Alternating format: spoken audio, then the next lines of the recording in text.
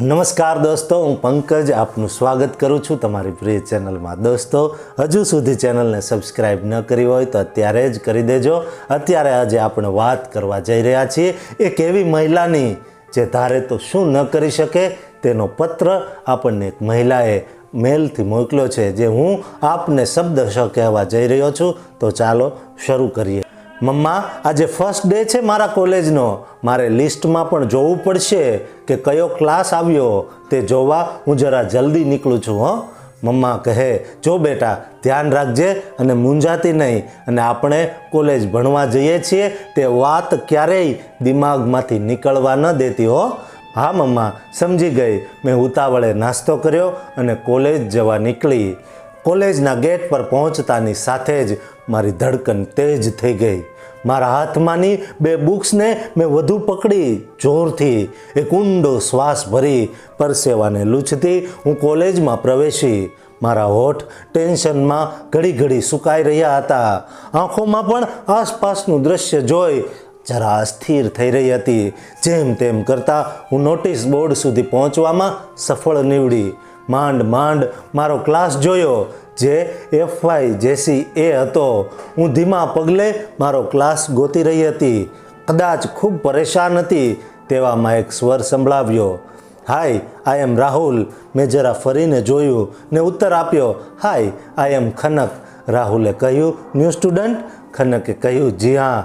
રાહુલ કહેવા લાગ્યો, કયો ક્લાસ? કાંઈ મદદ કરું આપની? ખનકે કહ્યું, FYJCA. રાહુલે કહ્યું, ચાલો હું લઈ જાઉં તમને.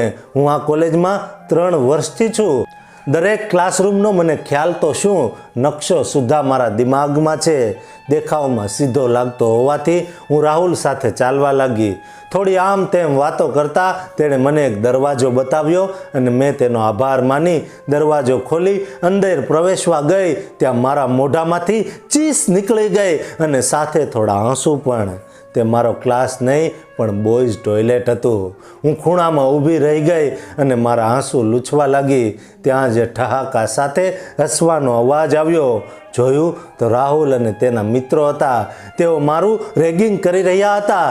રાહુલ કહેવા લાગ્યો, ખનક, ક્લાસ કેમ એટેન્ડ ના કર્યો હે? તારા ક્લાસ સુધી મૂકી આવ્યો તો પણ તું શું કામ બહાર આવી ગઈ? રાહુલ મારા છૂટા વાળને સ્પર્શી મારી મજાક કરવા લાગ્યો. મારા હાથમાંની બંને બુક્સ જાણે મેં બાહોમાં પકડી લીધી. હું વધુ ને વધુ સંકોચાઈ રહી હતી. હું ત્યાંથી જતી રહેવા માંગતી હતી, પણ રાહુલના ફ્રેન્ડ્સ મને ઘેરી વળ્યા હતા. તેઓ જ મિત્રોમાંથી એકનો સ્વર મારા કાને સંભળાવ્યો, બસ રાહુલ, બહુ થયું યાર, આ તું ઠીક નથી કરી રહ્યો. મેં હિંમત ભેગી કરી બધાની નજર બચાવી એનો ચહેરો જોઈ લીધો. રાહુલ અને તેના મિત્રોની ચર્ચા થઈ રહી હતી. એવામાં હું જેમ તેમ કરી ત્યાંથી નીકળી તો ગઈ, પણ ક્લાસ એટેન્ડ કર્યા વગર જ ઘરે જતી રહી. આંખોમાં આંસુ મને ઘરે જલ્દી આવતી જોઈ મમ્મા બોલી, શું થયું ખનક? મેં મમ્માને વિગતવાર વાત કરી. મમ્મા કહેવા લાગી, જો બેટા, અમે અત્યાર સુધી તને એક માળી બની તને એક ફૂલની જેમ સાચવી છે, પણ હવે તું આઝાદ જગતમાં પગ મૂકી રહી છે. સમય આવી ગયો છે કે હવે તારે કાંટાઓનો ઉપયોગ કરવો પડશે. કુદરતે દરેકને દરેક જીવને સ્વરક્ષણ માટે હથિયાર આપ્યા જ હોય છે. જો જ્યાં બળ ના ચાલે ત્યાં કળ એટલે કે દિમાગ વાપરી તારે પોતાનું રક્ષણ કરવું પડશે. જો બેટા, તું ડરી એટલે જ તો તને એ લોકોએ વધુ ડરાવી. તે એમનો વિશ્વાસ કર્યો, આથી તેઓ તને ગેરમાર્ગે ચડાવી શક્યા. તું વિરોધ ના કરી શકી એટલે તે તારા વાળને સ્પર્શી શક્યો. આમાં વાંક કોનો દીકરા? હું સમજી ગઈ મમ્મા, તું જો કહેવા માંગે છે. બીજે દિવસે હું ફરી તૈયાર થઈ કોલેજ ગઈ, પણ આજે હું ખૂબ જ કોન્ફિડન્સ સાથે મારો ક્લાસરૂમ ગોતી રહી હતી. મેં રાહુલને મારા નજીક આવતા જોયો. મેં ખૂબ જ આત્મવિશ્વાસથી તેની આંખોમાં આંખ નાખી, જે કદાચ રાહુલને ખટક્યું. રાહુલે કહ્યું, મૂકી જાઓ તારા ક્લાસરૂમ સુધી. રાહુલ ફ્રેન્ડ સાથે ઠહાકા નાખી મારી સામે હસી રહ્યો હતો, પણ મારી નજર તો તે વ્યક્તિને શોધી રહી હતી જેણે મારા માટે પોતાના મિત્ર સાથે ઝઘડો કરી લીધો હતો, પણ મને તે ક્યાંય દેખાયો નહીં. મેં તે જ ઘડી ઊભા રહી તેને ઉત્તર આપ્યો, હું મારા ક્લાસ ગોતી લઈશ. હાલ તું પ્રિન્સિપાલની ઓફિસ ગોત અને તે કાલે મારા સાથે જે રેગિંગનો જવાબ આપવા તૈયાર થઈ જા. રાહુલ અને તેના ફ્રેન્ડ્સ થોડા ટેન્શનમાં આવી ગયા. મારા પર ગુસ્સા ભરેલી નજરે જોઈ રહ્યા હતા, જાણે પોતાની હાર મહેસૂસ ન કરી રહ્યા હોય. બસ તેમજ ત્યાં તો પ્યુન રાહુલને તેના મિત્રો સહિત પ્રિન્સિપાલની ઓફિસ પહોંચવા કહે છે.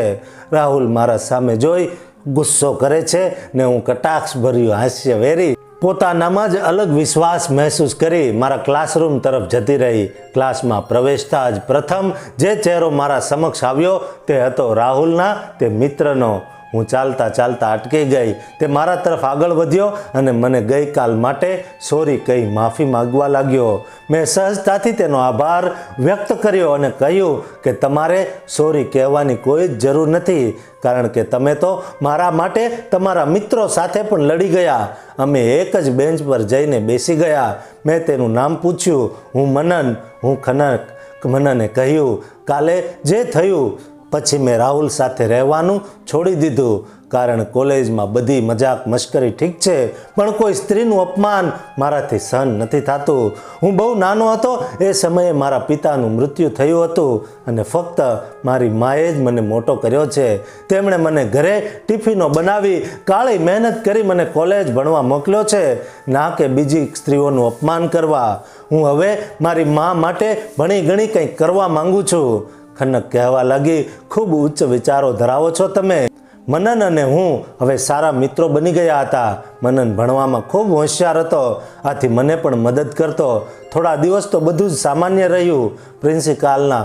પ્રિન્સિપલના ઠપકા પછી રાહુલ પણ ખાસ દેખાતો નહોતો, પણ મને ખબર હતી વાત આટલી જલ્દી પતવાની નહોતી. હું પણ મારા મમ્માની જેમ સફળ સ્ત્રી બનવા માંગતી હતી, કંઈક બની બતાવવા માંગતી હતી કે જેથી ગર્વથી મારી મમ્મી કહી શકે કે દીકરીઓ પણ કોઈ રીતે દીકરાઓથી પાછળ નથી. પરીક્ષાનો સમય હતો, આથી હું ખૂબ જ ટેન્શનમાં રહેતી, પણ મનનના રમૂજી સ્વભાવ અને એની મદદથી આગળ વધી રહી હતી. હું ને મનન એકબીજાની નજીક આવી રહ્યા હતા. એકબીજા માટે ક્યારે કુમળી લાગણીઓ ઉદ્ભવવા લાગી તે ખબર જ ના પડી. પરીક્ષાઓ આવી રહી હતી. હું ને મનન લાઇબ્રેરીમાં મોડે સુધી વાંચી ઘર તરફ જઈ રહ્યા હતા. ત્યારે રાહુલ તેના મિત્રોએ અમને ઘેરી લીધા. મેં ડરના કારણે મનનને જકડી લીધો. મનન મને ઈશારાથી હિંમત આપી રહ્યો હતો. તરત જ મને મમ્માની કહેલી એક વાત યાદ આવી. મેં અને મનને ખૂબ બહાદુરી અને સૂઝબૂઝથી એમનો મક્કમ રીતે સામનો કર્યો અને ઘર તરફ ચાલી નીકળ્યા. મનન કહેવા લાગ્યો, ખનક આજે તો હું તારા સાથે હતો, પણ જરૂરી નથી કે હું દર વખતે તારા સાથે હોવ જ. મનનનો આ પ્રશ્ન મને મૂંઝવી તો ગયો, પણ ઘણું બધું સમજાવી પણ ગયો. બીજા દિવસે હું અને મનન રોજની જેમ કોલેજ મળ્યા. અમારી પરીક્ષાઓ શરૂ થઈ અને પૂરી પણ થઈ. મારું અને મનનનું સેન્ટર અલગ અલગ કોલેજમાં હતું. મનન મને રાહુલ અને રાહુલ જેવા લોકોથી કઈ રીતે સાવચેત રહેવું તે સમજાવી રહ્યો હતો. હું મનોમન મનનની વધુ ને વધુ નજીક આવી રહી હતી. પરીક્ષાનું પેપર પતાવી હું ઘર તરફ જઈ રહી હતી. આજે રિક્ષા પણ નહોતી મળી રહી, આથી હું ઘર તરફ ચાલીને આગળ વધી રહી હતી. રસ્તો થોડો સુમસામ હતો, આથી થોડો ડર તો હતો જ, પણ બીજો કોઈ ઉપાય પણ નહોતો. હું ઝડપથી ચાલી રહી હતી તેવામાં રાહુલ અને તેના મિત્રોને મેં ત્યાં જ જોયા. હું આજે ડરી, થોડી વધુ ડરી, પણ મનનની કહેલ વાતો મને યાદ આવી. મનને મારા ફોનમાં ઇમરજન્સી કોલમાં વુમન હેલ્પલાઇન નંબર પહેલેથી જ સેવ કરી રાખ્યો હતો, જે મેં ડાયલ કરી દીધો.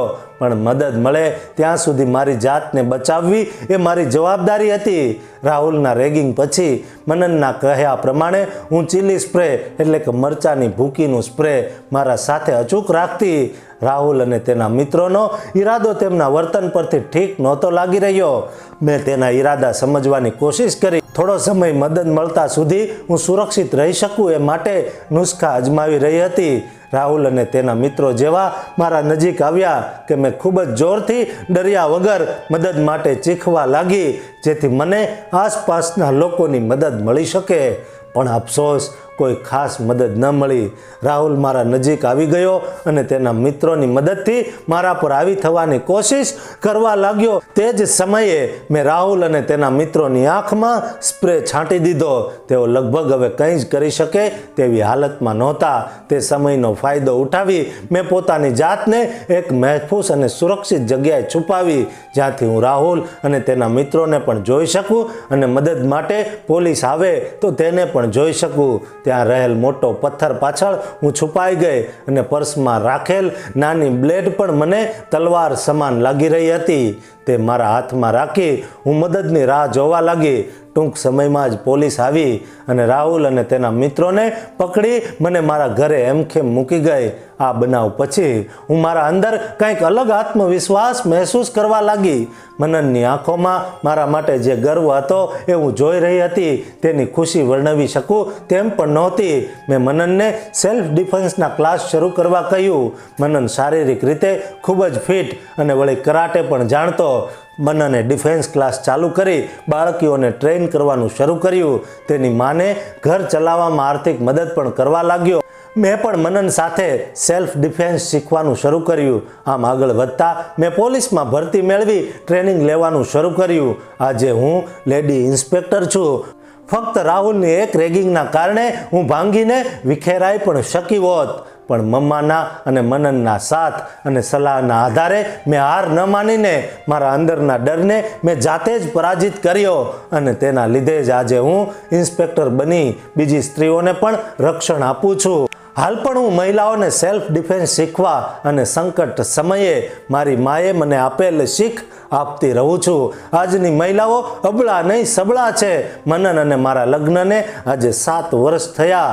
અમારી 5 વર્ષની બાળકી છે નિત્યા. નિત્યા અને મનન અત્યારથી જ સેલ્ફ ડિફેન્સના ક્લાસ કરાવે છે જેથી અમારી નિત્યા કોઈ પણ ડર વગર જીવન જીવી શકે. દોસ્તો, દરેક સ્ત્રીમાં એક અભૂતપૂર્વ તાકાત રહેલી છે જેથી તેનો દરેકે સદુપયોગ કરવો જોઈએ અને કોઈનાથી પણ ન ડરવું જોઈએ. માત્ર આત્મવિશ્વાસ જાળવી રાખવાનું ખૂબ જરૂરી હોય છે. વિડીયો પસંદ આવ્યો હોય તો લાઈક કરજો, શેર કરજો, કોમેન્ટ કરજો અને ચેનલને સબસ્ક્રાઈબ જરૂર કરજો. આભાર.